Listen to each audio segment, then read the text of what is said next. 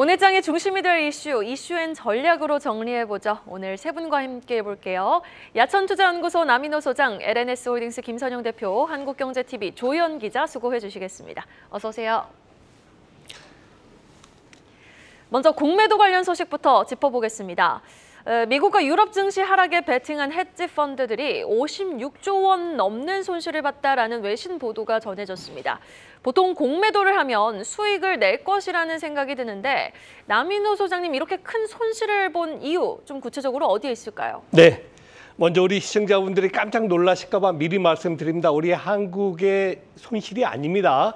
미국이라든가 유럽 등의 투자하고 있는 헤지 펀드들이 최근 한 달 동안 굉장히 큰 손실을 봤답니다. 방금 소개해 주신 대로 주로 헤지 펀드인데요. 저는 잘 모르는 회사인데 샘링 캐피탈, 발야스니 자산운용 등이 해당된다고 합니다. 자, 왜 이들이 공매도를 쳤을까요? 우리가 알고 있는 공식이 있죠. 금년 내내 고금리라는 그런 악재가 주식시장을 발목 잡았지 않습니까? 특히 9월달, 10월달에는 그것 때문에 미국 주가, 한국 주가 많이 내려갔어요. 그런데 마지막으로 그들을 자극한 게 뭡니까? 바로 이런 고금리 하에서는 신기술 기업이라든가 이런 소비재라든가 이런 쪽이 굉장히 어려울 것이다. 그렇기 때문에 연말 가면은 주식이 더 내려갈 수 있다. 여기에 배팅을 한 겁니다. 제가 미리 말씀드립니다만 주식시장에서 반드시 피하셔야 될 두 가지가 있습니다. 하나는 뭐냐? 미래에 대한 확신, 이것을 반드시 피해야 되고요. 두 번째, 주식시장은 구구단이 아닙니다. 3 곱하기 3은 9, 3, 5, 15 이게 아니고 왜?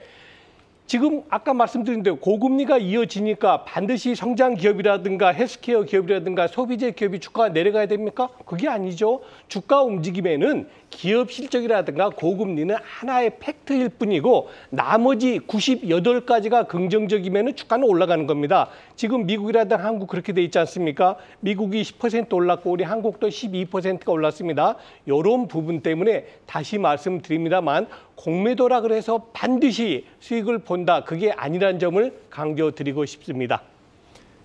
네, 지금 국내 시장에서도 이제 공매도하는 투자자들이 있습니다. 물론 이제 외국계 기관들이 많긴 합니다만 개인들도 좀 있으시죠. 네. 어떤 매매 때 어떤 거를 좀 주의해서 봐야 될 거예요. 네.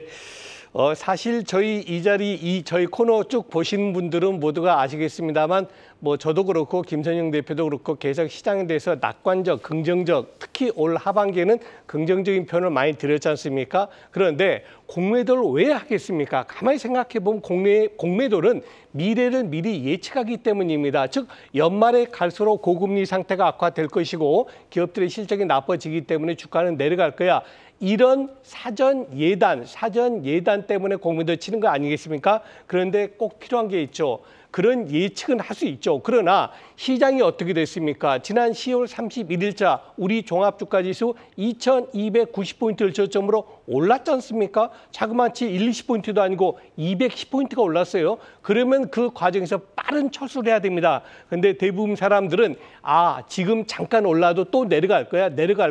내려가야만 돼. 이런 생각에 빠져 있으니까는 그만큼 공매도 손실이 커지는 겁니다. 저는 이 말씀 드리겠습니다. 다시 말씀드리지만은 신용 매수는요, 주식시장이 올라갈 때 짧게 쓰는 것이고 공매도는 주식시장이 내려갈 때 짧게 쓰는 겁니다. 여기서 짧게란 기준이 뭐냐? 저는 한 달 이내라고 봅니다. 한 달 넘게 포지션을 가져가서 수익을 크게 본다. 매우 어렵습니다. 다시 말씀드립니다. 시장에 대해서 너무나 지나치게 낙관도 지나치게 비관도 하지 마시고 항상 시장에 순응하는 그런 현명한 투자자 되시기 바라겠습니다.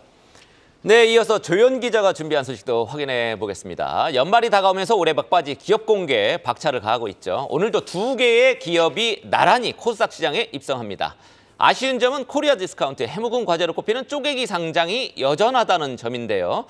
조 기자, 먼저 오늘 상장하는 기업 어디가 있습니까? 한선 엔지니어링과 그린 리소스입니다. 공모가는 각각 7,000원과 17,000원이고요. 공모가 기준으로 시가총액이 1,190억 원, 1,390억 원대입니다.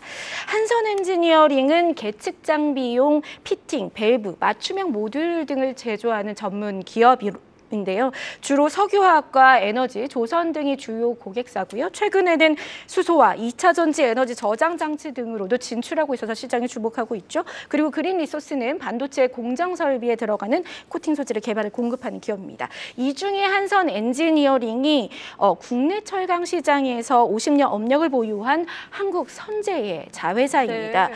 한국 한국선제가 지분 79%를 보유하고 있는데 현재 한선 엔지니어링의 대표인 이재훈 대표가 한국선제의 지분 26.77%를 보유한 최대 주주입니다. 그러니까 이재훈 대표에서 한국선제, 한선 엔지니어링으로 이어지는 지배 구조고요.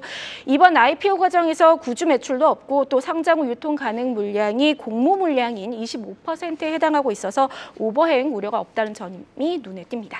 현재 진행되고 있는 알짜 자회사 상장이 또 한 기업 있죠. 이 네. 수요 예측 중인 LS 머티리얼즈입니다. LS 전선의 자회사 맞죠? 맞습니다. LS전선의 두 번째 자회사 상장입니다. 2016년에 있었죠. LS전선 아시아에 이어서 LS 머티리얼즈도 상장을 합니다. 현재 기관 수요 예측 진행 중이고 28일까지 이뤄지고요. 다음 달 초에 일반 청약을 거쳐서 12일 상장이 목표입니다. LS 머티리얼즈 같은 경우는 이제 최근 차세대 2차 전지라고 불리죠. 울트라 커패시터, 이 리튬 이온 배터리의 3배 이상 출력을 낼 수 있는 UC를 생산하고 있어서 시장에서도 주목을 하고 있는데요. 당초 이달 말 상장을 원래 계획하고 있었는데 증권신고서 정정이 수차례 이어졌습니다. 특히 파도 사태를 우려한 금융당국이 이제는 좀 월간 실적까지 최근까지 내라 이렇게 했거든요. 근데 보니까 뭐 10월 나쁘지 않았고요. 다만 이제 LS 머티리얼즈 같은 경우는 변수가 구주 매출이 공모 주식 수의 40%에 달한다는 점은 조금 부담이 될 수 있습니다. 그리고 앞서 상장한 에코프로 머티리얼즈와 두산 로보틱스 그리고 신시웨이까지 그러니까 10월 이후에 한 2개월인가 3개월 정도 동안에 5개의 자회사 상장이 이뤄지는 모습입니다. 굉장히 많군요. 보통 자회사가 상장을 앞두면 모회사 주가가 이렇게 서서히 오르다가 더블 카운팅 이슈로 떨어지지 않습니까? 네. 한국선제, 그다음에 LS전선 주가 흐름 어떻습니까? 지난 두 개의 IPO 대여가 두산 로보틱스와 또 에코프로 머티리얼즈가 있지 않습니까? 그 두 개와 비교하면 그렇게 많이 오른 거라고 볼 수는 없습니다. 먼저 한국선제는 지난 10일부터 오르기는 시작했습니다. 단 하루를 빼고 9거래일 연속 강세를 이어갔는데요. 네. 다만 이 기간 총 상승폭이 5.25%로 크지는 않은 모습이고요. LS 머티리얼즈는 아직 상장까지 좀 시간이 남아 있습니다. 그래서 LS전선 아시아 주가 보면 어제 상승폭이 6%대로 컸기는 했습니다만 오르내림을 좀 반복하는 모습이고요. 두산 로보틱스 상장을 앞두고 두산의 주가가 올해 고점인 14만 9천 원까지 오르기도 했었죠. 그렇다가 두산 로보틱스 상장 이후에 10만 원대 이하로 떨어진 다음에 현재는 고점 대비 43% 정도 빠져있는 상황이고요. 에코프로도 역시 에코프로 머티리얼즈 상장일 전후로 이틀간 8% 넘게 빠졌는데 이후 개인들의 매수세가 받쳐주면서 현재는 한 마이너스 1% 좀 상대적으로는 성장한 모습입니다. 하지만 그룹 내 에코프로 이노베이션과 에코프로 CNG 등 차기 IPO 주자가 아직 남아 있어서 쪼개기 상장 논란이 추후에도 이어질 수 있다 이런 우려가 있습니다. 네. 또 최근 보면 사법 리스크로 위기를 맞은 카카오가 쪼개기 상장의 반면 교사가 되지 않았습니까? 그런데도 쪼개기 상장은 좀 계속될 거로 시장은 보고 있다고요? 네, 아직 남아있는 곳들이 많습니다. 이제 수리남이나 재벌집 막내 아들, 그러니까 드라마와 영화 제작사로 유명한 SLL 중앙도 IPO 주관사 선정을 현재 진행 중인데요. 이 소식에 자회사인 콘텐트리 중앙도 주가가 최근 뚜렷한 상승세를 보인 바가 있고요. 그다음에 H현대의 알짜 계열사죠. HD 현대 글로벌 서비스도 별도의 TF를 구성해서 다음 달에 예비심사 청구 목표로 상장 작업을 진행 중에 있습니다. 알짜 자회사 상장은 항상 우려와 또 기대가 공존하고 있죠. 자금 조달이 마땅치 않은 국내 기업들이 사용하고는 있습니다만 결국 소외주주 희생을 동반한 기업 가치 부풀리기 꼼수다. 이런 지적을 좀 피할 수 없어 보입니다. 네, 알겠습니다. 자, 이어서 너나 할 것 없이 대기업들이 경쟁하듯 뛰어드는 전기차 충전기 시장 소식으로 넘어가 보도록 하겠습니다. 전기차 수요 둔화 우려에도 충전기 플랫폼 시장은 뜨겁기만 합니다. 테슬라가 한국에서도 전기차 슈퍼차저를 개방을 했죠. 네, 맞습니다. 최근에 좀 판매가 주춤해진 이제 전기차 시장과는 좀 대조적으로 전기차 충전 플랫폼에 대해서 이제 시장이 좀 뜨겁다라는 그런 기사 내용이 나왔는데요. 사실 이건 조금만 이제 업계 공부를 해보신 분들은 다 아실 수 있는 그런 내용이라고 생각하시면 될 것 같습니다. 먼저 좀 기사 내용을 살펴보면은 어제 전기차 업계에 따르면 이제 테슬라 코리아가 전날 이제 슈퍼차저를 타 브랜드의 전기차의 전격 개방하는 어떤 소식을 전해왔다는 그런 내용이 나왔습니다. 전국에 현재 84개 정도의 충전소에 슈퍼차저 570대를 우선 개방을 하고요. 점차 확대할 예정이다라는 그런 내용인데 현재 테슬라 같은 경우는 우리나라에 148개 충전소에서 1007대의 슈퍼차저를 운영 중에 있습니다. 그리고 현재 계속 늘리고 있는 그런 상황인데 현재 테슬라가 글로벌 전기차 충전 플랫폼에서 어쨌든 단연 우위를 점하고 있는 상황은 맞습니다. 그리고 테슬라가 이거를 무기로 2021년도 하반기부터 이제 국가별로 순차적으로 슈퍼차저를 개방을 하고 있는 그런 상황이다라고 보시면 될 것 같은데 이유는 명확합니다. 타 브랜드 우리 쪽 플랫폼에 넘어와라 이건데요. 어쨌든 이런 의미를 좀 보고 있다. 이제 이미 효과를 좀 어느 정도 보고 있다라고 좀 판단하시면 될 것 같습니다. 하지만 전체 테슬라 실적에 비해서 아직 좀 미비한 수준인데 이게 사실 제가 봤을 때는 테슬라에 원래 없었던 실적이 좀 크게 증가할 수 있는 새로운 어떤 먹거리를 보실 수 있기 때문에 이거는 꼭 한번 참고해 보시면 좋을 것 같고요. 최근에 뭐 현대차나 기아차가 올 10월달에 내년 4분기부터 북미에서 파는 전기차에 테슬라의 그 슈퍼차저를 이용할 수 있는 북미 충전 표준이죠. NACS를 도입하겠다는 그런 내용까지 발표했었습니다. 어쨌든 뭐 이런 소식이 나왔으니까 한번 같이 참고해 보시면 좋을 것 같습니다. 네, 역시 테슬라의 힘인 것 같습니다. 순수 전기차만 놓고 보면은 이제 테슬라가 압도적인 이제 판매 1등이기 때문에 그런 것 같고요. 테슬라가 채팅하게 방금 말씀하셨듯이 NACS라는 차징 스탠다드죠. 그거에 이제 거기에 이제 우위를 점하면서 그 경쟁 그 충전 표준이었던 CCS를 상당히 밀어내는 그런 모습을 보이고 있는 것 같습니다. 우리나라 대기업들 SK라든지 LG 같은 이런 기업들도 지금 전기차 충전기 사업에 본격적으로 지금 나서기 시작했는데 이런 우리나라 대기업들은 지금 어떤 전략 내세우고 있습니까? 확실히 이제 돈 냄새를 좀 맡았다라는 생각이 좀 들긴 듭니다. 우리나라 대기업들도 전기차 충전 플랫폼 시장에 이제 관련 말씀하신 좀 나서고 있는 그런 상황인데요. 현대차 그룹이 일단 전기차 충전소죠. 이제 이핏을 좀 확대를 하고 있다는 그런 내용인데 기존의 28곳에서 44곳 뭐 많이 늘리는 수준은 아닙니다. 그렇다 하더라도 이제 뭔가 늘리는 쪽으로 방향을 잡았다는 그런 분위기인 것 같고요. SK는 이미 고속도로에 전기차 충전소를 이제 진행을 하고 있죠. 그리고 이제 LG 같은 경우도 완속 그리고 급속 충전소를 이제 라인업을 세워가지고 미국 전기차 충전 시장에 이제 공략을 하겠다라는 그런 내용이 나왔습니다. 사실 이건 좀 다른 얘기인데 제가 최근에 제 본업에서 다른 회의를 하다가 이제 어떤 걸 제가 봤냐면은 중국의 전기차 충전소 실태와 관련된 사진을 본 적이 있는데요. 저 보고 되게 놀란 게 이걸 보고 제가 딱 느낀 게 뭐냐면은 중국은 진짜 팔기만 파는구나. 전기차 진짜 엄청나게 팔면은 사실 팔기만 하면 뭐하냐 충전할 데가 없는데 사실 이 생각을 되게 많이 들었거든요. 그래서 이게 인프라가 이렇게 없는데도 이게 전기차가 계속 파면 이게 언젠가는 중국에서 전기차 판매가 되게 줄어들 수 있겠네 라는 생각이 들었는데 최근에 보면 전기차 판매가 줄어들었지 않습니까? 그래서 저는 이게 분명히 큰 영향을 좀 준 것 같다는 그런 생각이 사실 들더라고요. 근데 그에 맞춰서 테슬라가 중국에 진출을 했고 또 중국과 이제 GM에 같이 합작한 회사에다가 또 같이 전기차 충전기를 또 이번에 지원하기로 했다는 얘기를 들어보니까 확실히 앞으로는 좀 분위기가 좀 달라질 수 있을 거다라는 좀 생각이 분명히 들었습니다. 근데 중요한 포인트는 우리가 지금까지는 뭔가 전기차를 봤을 때 여기는 이제 수요가 떨어져 이제 살 사람 다 샀어 이런 식인데 제가 입장을 바꿔 생각해보더라도 내가 전기차를 샀는데 충전할 데가 없으면은 떨어지면 그것도 충전소가 공공충전소가 몇 개 있습니다. 근데 그것도 다 불량, 거미줄 쳐져 있고 특히 우리나라 제주도 가도 그런 거 볼 수 있고요. 이런 상황이면은 누가 과연 전기차를 살까? 인프라가 더 구성될 때까지는 아무래도 사지 않지 않을까라는 이런 생각이 좀 들었었는데 어제도 대신에 비슷하게 우리 수소 충전소 이렇게 네. 수소 공급 안 되면서 막 수소차들이 그 사용하시는 분들이 그런 거 한번 경험하면 수소차 판매가 좀 줄어들는데 큰 영향을 끼치지 않을까 이런 생각이 들었거든요. 마찬가지인 것 같습니다. 맞습니다. 그래서 일단 제가 봤을 때는 지금 사실 테슬라 같은 경우는 신청만 하면 이제 어느 정도 통과가 되면 공사가 굉장히 빠르거든요. 그래서 저는 테슬라 이거 진짜 본격적으로 나서면 보통 아니겠는데 생각이 들었고 우리나라 같은 경우도 좀 굉장히 좀 좋은 그런 베이스에 있는 것 같습니다. 그러니까 이게 충전기가 다른 게 뭐냐면은 전자제품의 모든 기술이 엄청나게 집약이 돼 있어요. 그래서 이게 고장이 나면은 일반 다른 충전소처럼 쉽게 고치는 게 아니고 전문가가 필요합니다. 근데 그 전문가 수가 굉장히 적어요, 지금. 그래서 그 전문가 시장도 앞으로 좀 활성화될 수 있을 것 같고 이런 전문가만 베이스가 되게 되면은 더 빨리 고칠 수 있는 그런 분인데 지금은 보니까 올해 7월 달까지 충전 고장 수가 1,664건이 나왔는데 고장났다라고 신고하게 되면은 고쳐지는데 평균 3.2일 정도가 걸렸습니다. 시간이 좀. 그렇게 오래 걸려요? 네, 근데 이게 아무래도 기술자가 좀 늘어나고 이 부분을 또 우리나라 현대기아차가 많이 신경 쓰고 있더라고요. 근데 이것만 만들어지게 되면은 전기차 이 충전기를 올리는 거 사실 그렇게 큰 문제가 문제가 아니기 때문에 기본 베이스가 있는 테슬라나 아니면 우리나라 기업들이 좀 경쟁력이 충분히 있을 것 같습니다. 특히 중국은 굉장히 큰 먹거리 시장이 될 수 있을 것 같고 미국도 굉장히 좀 거리가 큰 땅이긴 하지만 충전소만 설치만 되게 되면은 수요는 언제든지 살아날 수 있지 않을까라는 그런 생각을 한번 해봤습니다. 전기차 충전 인프라가 하루빨리 좀 안착되는 상황 속에서 전기차 수요도나 우려도 하루빨리 잠식이 됐으면 하는 바람입니다. 오늘 장에서 영향을 줄 리포트와 공시까지 체크해보시죠. 정준혜 캐스터 불러봅니다. 오늘 아침에 나온 리포트들 정리해드리는 가장 빠른 리포트행 공시 시간입니다. 먼저 목표가가 신규 조정된 종목부터 확인해 보시죠. 스카이라이프인데요. E&A 편성 콘텐츠의 경쟁력이 강화되고 있다면서 DB금융투자는 목표가를 7,500원으로 신규 제시했습니다. 그리고 넷마블은 내년 신작이 최소 9종이 예정돼 있다며 흥국증권은 이에 대한 기대감으로 목표가를 63,000원으로 신규 제시한 모습입니다.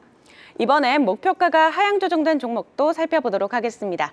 네페스 아크인데요. 3분기 연속, 3분기 연속 영업적자를 기록했다면서 BNK투자증권은 목표가를 29,000원으로 내려잡았고요. 그리고 한미약품은 비만 치료제 개발에 대한 행보가 기대되지만 신한투자증권은 목표가를 보수적으로 40만 원으로 내려잡은 모습입니다.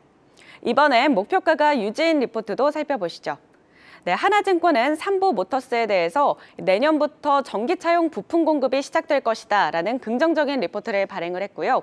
그리고 신한투자증권은 셀트리온 헬스케어에 대해서 3분기가 분기 최대 실적을 달성했다면서 목표가는 9만 원으로 그대로 유지한 모습입니다. 네, 오늘 나온 리포트들 참고하셔서 현명한 투자하시길 바라겠고요. 지금까지 가장 빠른 리포트행 공시 전해드렸습니다. 리포트와 공시 확인해봤습니다. 이어서 어제 한국거래소에서 개최된 2023 건전 증시 포럼에서 새로 나온 이슈 확인해보시죠. 테마주에 투자하는 개인들이 투기적 투자자일 수 있다는 가능성이 제기되면서 법적 통제 장치 도입 주장이 커지고 있다고요, 남인호 소장님. 네, 그렇습니다. 우리 한국증권거래소가 좋은 일을 굉장히 많이 하십니다. 지난 2005년도부터 해마다 건전 증시 포럼을 하는데요. 지난 21년도인가요? 그 코로나 때만 못하고 계속했는데요. 거기에 한 연사가 이런 말씀하셨습니다. 서울대 교수인데요. 이분이 개인 투자가들의 매매 성향을 한번 체크를 해봤어요. 그런데 아주 재미난 사실이 나왔습니다. 개인 투자가들이 테마주를 굉장히 좋아한다. 테마주의 특징이 두 가지가 있죠. 첫째, 시가총액이 적다. 두 번째, 변동성이 굉장히 크다. 여러분들 혹시 뭘 느끼셨습니까? 저는 시가총액이 적다, 변동성 크다 말 딱 듣고 야, 이거 작전주에 딱 맞겠다 그 생각이 들었거든요. 그런데 그 교수의 말은 뭐냐면 대부분의 일반 투자가들이 이 해당 테마주의 고점을 보지 못하고 그 전에 모두 다 정리한다는 겁니다. 여기까지는 그렇게 나쁘지 않아요. 스토리가 괜찮아요. 그런데 그럼 고점은 누가 만든다 뜻입니까? 다시 개인 투자가들이 또 매수한다는 겁니다. 그럼 어떻게 되죠? 우리가 흔히 말하는 고점에 물렸다 이런 표현이 그때 나오겠죠. 자, 그래서 여기에 대한 해결 방안은 두 가지입니다. 첫 번째, 금융당국에서 뭐 증권감독원이 되겠죠. 이런 데서 경고 시스템 워닝을 자주 주는 겁니다. 예컨대 10,000원짜리 주식이 엄청난 기술력을 가지고 주가가 2만 원, 3만 원, 4만 원 갔다 이겁니다. 그러면은 적정 시점에서 금융당국에서 경고 시스템을 줘야 되는 것이고요. 저는 그것보다 두 번째가 더 중요하다 보입니다. 여러분들 계좌를 지켜줄 사람은요, 이 세상에 아무도 없습니다. 자신의 계좌는 자신이 지켜야 된다. 다시 말해서 우리가 보통 우량주 하면 세 가지입니다. 수익성, 안정성, 성장성 이게 갖춰져야 되거든요. 근데 대부분 테마주 어떻습니까? 수익성, 안정성 별로 없어요. 뭐 심지어는 제로도 있습니다. 뭐 적자도 있대요. 가끔 보면. 오직 하나, 성장성. 우리 회사 지금은 영업 적자지만 내년부터는 5천억씩 벌어요. 이거 말도 안 되는 소리입니다. 그런 잘못된 그런 루머, 잘못된 테마를 가지고 우리 시청자분들이 현혹되지 않으시기를 간절히 바라겠습니다. 예, 최근에도 그 뭐였죠? 어떤 맥신도 있었고, 뭐 초전도체, 그때 논란 있을 때 한국경제TV에서는 지속적으로 이제 경고하는 그 목소리를 내줬습니다만, 그 논란 있을 때도 좀 어이가 없더라고요. 특히 이제 중소기업들이 이제 세계 최초 이런 거 강조하면서 주가 끌어올리는데 좀 유의하시면 좋을 것 같고요. 일단 그 테마주 투자 때 유의할 사항, 요거를 좀 짚어주시죠. 네. 제가 방금 전에 말씀 올렸습니다만 여러분들께서 가지고 계신 종목은요. 다음 조건이 꼭 해당됐으면 좋겠어요. 1번, 안정성, 2번 수익성, 3번 성장성입니다. 우량주는 이게 비중이 3대 3대 3입니다. 그래서 일단 내 기업이, 내가 투자한 기업이 안전한가, 그다음에 수익이 뒷받침되는가, 그다음에 한번 성장성이 어떤가 찾아보십시오. 이게 가장 좋은데 업계 최초로 제가 가지고 있는, 나소장이 가지고 있는 우량주 기준을 말씀드리겠습니다. 세 가지인데 복잡하지 않아요. 1번. NPS, 국민연금이 5% 이상 투자한 기업이 1번이고요. 다음 2번, 외국인 투자가들이 10% 이상 투자한 기업이 2번입니다. 마지막 3번 궁금하시죠? 최근 5개년도 연속 배당을 한 기업입니다. 시청자 여러분, 이 세 가지 조건만 가지고 있다면은 그 기업 분명히 우량 기업, 더 나아가서 초우량 기업입니다. 어떤 기업인가 말씀드릴까요? 삼성전자, 현대차, LG전자, 포스코홀딩스, SK이노베이션, 그게 해당되는 기업들입니다. 다시 말씀드리지만 국민연금이 5%, 외국인이 10%, 그리고 5개년도 연속 한 번 건너뛰고 이런 거 안 됩니다. 5년 연속 배당한 기업을 여러분들의 포트폴리오에 꼭 집어넣으시면 좋겠습니다. 네, 보통은 이제 이익이 나야 배당할 테니까 뭐 좋은 지적 해주셨습니다. 다음 이슈도 일단 확인해 보겠습니다. 코스피 200, 코스닥 150 지수 구성 종목의 정기 변경이 있었습니다. 이번 변경은 공매도 금지라는 변수가 있죠. 조 기자, 어떤 기업들이 새로 편입되고 또 빠졌는지 살펴볼까요? 네, 한국거래소가 어제 대표 지수들의 12월 정기 변경을 공개했습니다. 코스피 200이 7종목, 코스닥 150은 17종목이 교체가 됐습니다. 코스닥 200 지수에는 세아 베스틸 지주와 TCC 스틸, KG 모빌리티, 사마 알미늄, 그다음에 HD 현대 일렉트릭과 영화무역홀딩스, 덴티움 등이 들어갔고요. 반면 HDC 현대산업개발과 태광산업, 현대홈쇼핑 등이 편출됐습니다.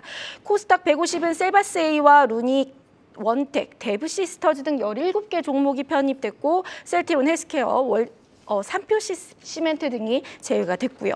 자, KRX 지수에서는 CJ, CGV, 아시아나항공, 효성, 동국제강 등 33개 종목이 편출이 되고 SK 디스커버리, 포스코 엠텍, 그다음에 애경케미컬, JW 중해제약 등 31개 종목이 새롭게 지수에 들어갔습니다.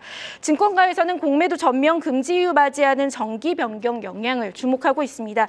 패시브 자금이 유입되는 데 따른 단기적 수급 변화가 있을 것이고 또 공매도 영향으로부터 금지 조치로 인해서 더 자유로워졌다 이렇게 보고 있는데요. 코스피 200 편입 종목에서는 KG 모빌리티와 영원무역홀딩스가, 그리고 편출 종목 중에서는 현대홈쇼핑과 태광산업이 자금 유출입 규모가 상대적으로 클 것으로 내다봤습니다. 네, 이번에 또 하나 바뀐 것이 시장에서 부적절한 이슈가 있는 경우에는 편입 대상에서 제하기로 했죠. 상반기에 선광, 삼천리 같은 하한가 종목들이 포함되면서 불거진 논란이 있었고 거기에 네. 따른 결과인 것 같죠. 맞습니다. 그래서 이제 그 당시가 삼천리, 대성홀딩스, 서울가스, 세방, 선광 이렇게 5개 종목이었는데요. 이번 정기 변경에서 KRX 300에서 다시 제외됐고요. 그다음에 선광은 코스닥 150에서도 제외가 됐고 다우데이터만 코스닥 150에 남았습니다.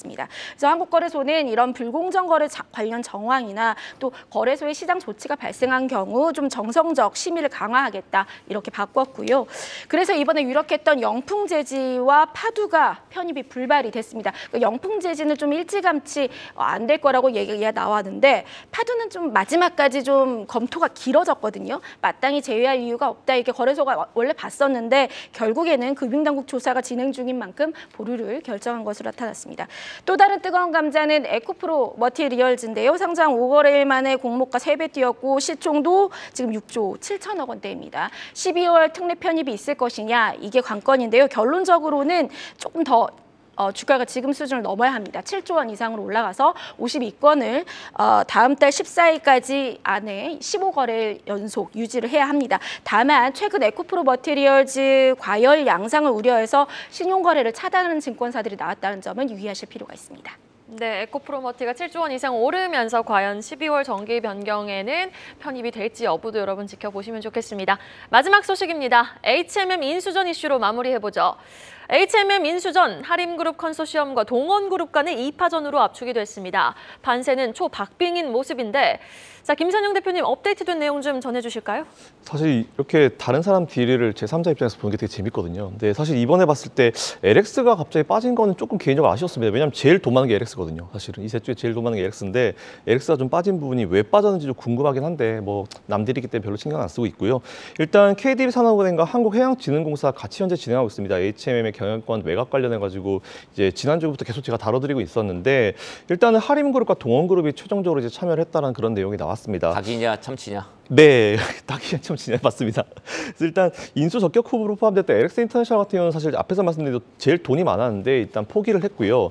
지난주에 예상드린 대로 역시나 하림그룹은 펜오션을 앞세웠습니다. 뭐 도널드 구석이 펜오션이 제일 확실하니까 그랬겠죠. 그리고 JKL 파트너스랑 컨소시엄을 꾸려서 들어왔고요. 그리고 동원그룹 같은 경우는 역시나 동원산업의 100% 자회사죠. 동원 로엑스가 인수 주체로 언급이 됐습니다. 아, 돈이 제일 많는가 보죠. 네, 아무래도 OS가 자회사 중에. 메인으로 내세우는 게 아무래도 동원산업이 또 현금융성. 이제 지주회사니까 네, 뭐 그런 영향도 있겠군요. 맞습니다. 그래서 일단 이번 이후의 스케줄 같은 경우는 보통 이제 매도자 측에서 우선 이제 입찰자의 적격성과 이제 거래 성사 가능성을 체크를 합니다. 그런 다음에 이제 보통 우리가 프리퍼비더라고 하는데 이걸 우선 협상 대상자를 우선 협상자. 네, 발표를 하죠. 그러고 나서 이제 보통 실사를 하고 나서 이제 은행에서 SPA 그러니까 주식 계약 체결을 하는 그런 방식으로 저희는 일반적인데 이번에 조금 제가 좀 특이했던 게 오픈 비딩 방식이었어요. 말 그대로 이제 오픈 완전 열어 가지고 이제 비딩하는 방식이었었는데 이제 지금 현재 지금 비더가 이제 어쨌든 KDB 산업은행입니다. 그래서 이쪽에서 지금 먼저 가격을 결정하고 가격을 스스로 결정해놓습니다. 해놓고 나서 이제 우선 협상 대상자가 나오게 되면은 그 사람한테만 그 측한테만 가격을 우리가 얼마나 원한다라고 제시를 하는 방식이고 그쪽에서 그걸 받아들이면은 되는 건데 사실 저는 이게 좀 되게 의문인 게 현재 지금 그 디자이어 프라이스가 경영권 프리미엄 포함해가지고 한 7, 8조가 된다는 얘기가 있어요. 근데 제가 아무리 계산을 해봐도 하림이랑 지금 동원이 7, 8조를 이걸 확보를 했을까? 많이 해봤죠. 제가 알기로는 이제 이쪽 자문사가 동원그룹은 KPMG고요. 그리고 하림그룹 같은 경우는 이제 한영광 스티형으로 알고 있는데 이쪽에서는 보통 이제 일반적 금액을 한 5조 원 안팎으로 이제 밸류를 측정한 걸 알고 있습니다. 근데 거기서 갭 뜨는 금액이 한 2조 원 되거든요. 그래서 이게 과연 받아들여질지에 대한 부분이 좀 있는 것 같고요. 근데 만약 그게 커버링이 됐으면 되겠죠. 근데 문제가 뭐냐면 앞에서 말씀드린 대로 산업은행이 가지고 생각하는 금액이 있습니다. 그래서 그 금액을 이제 시장에 공개하지 않고 나중에 이제 우선협상 대상자한테만 공개하는 방식이어서 그걸 받아들이지 못하면 이 딜이 깨져버릴 수도 있거든요. 그래서 저는 이게 아직까지는 끝날 때까지는 이제 끝난 게 아니다라는 그런 말씀 좀 드리고 싶습니다. 네. 돈이야 뭐 인수금융 통해서 빌리면 되는데 그걸 빌려갖고 하면은 그렇게까지 생각을 이제 동원이나 하림이 할 수 있을까? 이제 거기에 좀 의문이 좀 생기는 것 같습니다. 7, 8조가 좀 높긴 해요. 그죠? 네, 그래서 이게 저 인수금융 뭐 다 컨소시엄 다 지금 끌어가지고 계획을 냈는데도 불구하고 이게 한 1, 2조 뜨거든요. 그래서 저는 이게 또 어떻게 하려나 싶어서 좀 기다려는 보고 있긴 합니다. 네, 알겠습니다. 오늘 이 시간 이렇게 세 분과 이야기 나눠봤습니다. 야천투자연구소 남인호 소장, LNS홀딩스 김선용 대표, 한국경제TV 조연 기자 수고 많으셨습니다.